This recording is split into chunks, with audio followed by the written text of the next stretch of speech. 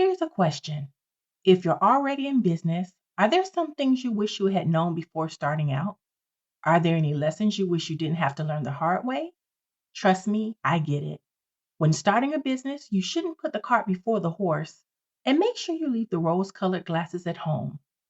Now, let's talk about it.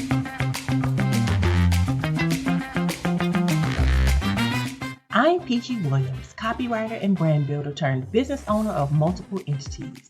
While corporate America is in my past, I've parlayed those skills into the future, focusing on growing my businesses, learning valuable lessons, and helping others do it too.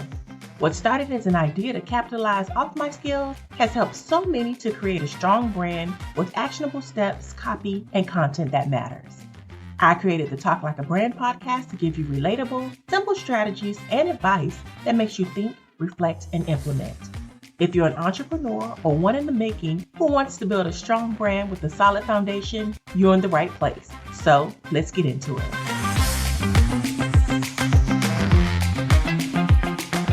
Getting to the foundation of your brand takes work.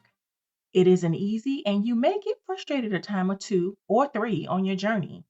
One of the most important things to remember is that you can do this. If building a brand means as much to you as you say it does, then doing the work is a no-brainer. The question is, are you cut out for it? I mean, really cut out for building a brand from the ground up, because it's no crystal stair. There will be times when you want to throw the towel all the way in, times when you question why you're doing this, and whether you'll ever get to a place where you feel you can breathe. It's often said, if running your business feels hard, you're doing it right. Although it sounds a little off, that's probably an accurate depiction for most. So think about your business or brand. You started with a dream, a purpose, right? And while that's the very beginning of what could be one of the best decisions of your life, it's hard to think of a business as a marathon that you're consistently training for and learning about when you just want to get to the finish line. So here are some things you should know. 1, have a plan. Planning doesn't always mean perfect, but at least you have an idea of where you want the business to go and how to get there. Vision and mission, anyone? You can have an entire business plan or a sheet of notebook paper, but have something you can refer back to and build on. 2, start small and grow from there. If you're bootstrapping, you're definitely not alone. That means you've decided to use the money you already have in your savings or that friends and family may have given you. Many people choose this because they don't want to go into additional debt, or they may be trying to figure out whether this is something they really want to do. They also probably don't know of any resources that could give them funding. But one thing you need to do is watch your spending. If you need a website, try a low-cost alternative, Squarespace or Wix. Graphics, Canva is a good solution. There are also courses and challenges you can take that have valuable information. And don't forget, Fiverr and Upwork can help fill in those gaps. Even if you don't have a lot of money to start with, progress is still within reach. 3, take time to understand who you are. It's always a good thing to do a SWOT analysis on yourself before starting a business. While it's also necessary when you started moving forward, many entrepreneurs don't consider themselves SWOT worthy. The question is, why not?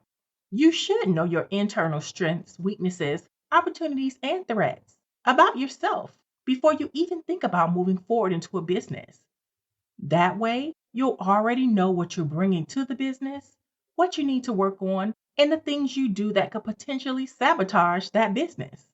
Self-reflection is a must. 4, research. Some people just jump into entrepreneurship headfirst without doing the research. And don't worry, most of us have been there. You're excited about this idea you have, and you just want to share it with the world, right? Well, that sounds good, but what happens when you're out of a lot of time and money, when you could have done the research and found out valuable information that could have alleviated going through that lesson? You should know a lot about the market and your target audience or customer going in. You should also know who your competitors are and how you can be different.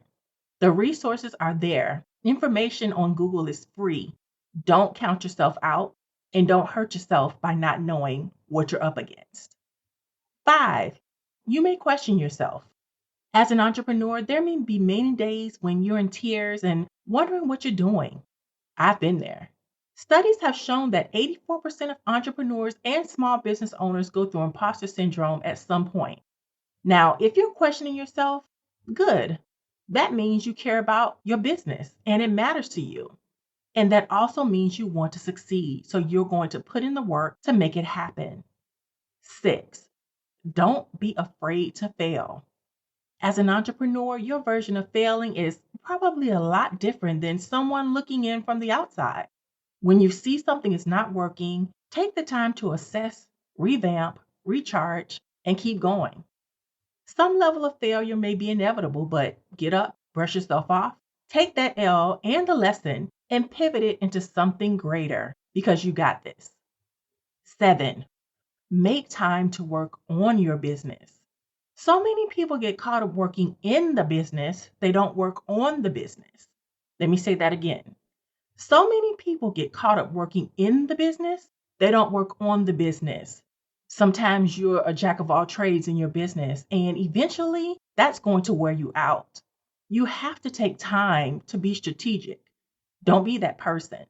Schedule time in your calendar and think about your strategy.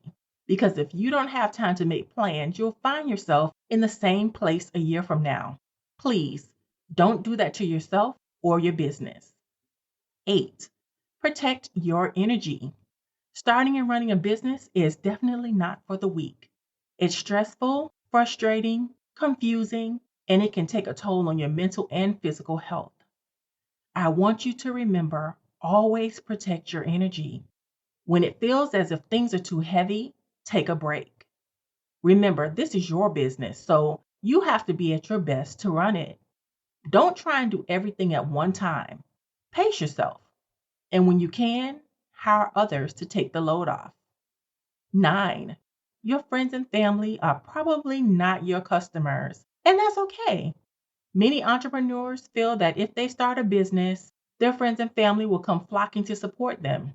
But in many cases, that's not what happens.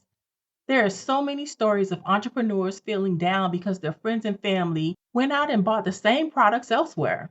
And I'm here to tell you, get over it. They're not your target audience. Sometimes it takes you breaking that ceiling and becoming super successful before they even realize you needed or wanted their support. Charge it to their heads and not their hearts. 10, everyone has an opinion. What others have to say really doesn't matter until it does. On this journey, you'll find many naysayers, people who may doubt you or think you should be doing things differently. And that's just how it is. Everyone has an opinion, but won't or can't step into your shoes. So just smile and keep it moving. 11, know your numbers.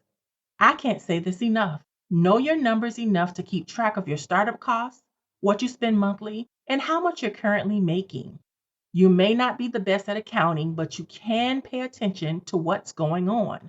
You may find that you can cut costs somewhere and not spend so much while getting started. Trust me, costs add up quickly. If you're using an email service, that adds up. If you're paying for a website monthly or domains, that adds up. If you have to get supplies, that adds up. You don't want to put yourself in a situation where you're always at zero. So know your numbers. And of course, find your tribe. This may take some time, but find like-minded people you can trust. You want people who are invested in building their business just as much as you are invested in building yours. If you find a mentor to throw in the mix, that's even better. But those people in your tribe will understand your challenges and they'll hold you accountable. And we all need some level of accountability as we're building our brands. Now, I want you to believe in yourself. And also know that nothing happens overnight. Your drive, determination, and tenacity will see you through this because guess what? You are enough. Go follow me on Instagram at The Right Mix and Color My Brands and let me know what you think about the podcast because I love hearing from you. Sign up for my weekly Brand Bits newsletter at bit.ly/getbrandbits, dropping every Tuesday. And of course, we're on every single week. Have an amazing day. Until next time.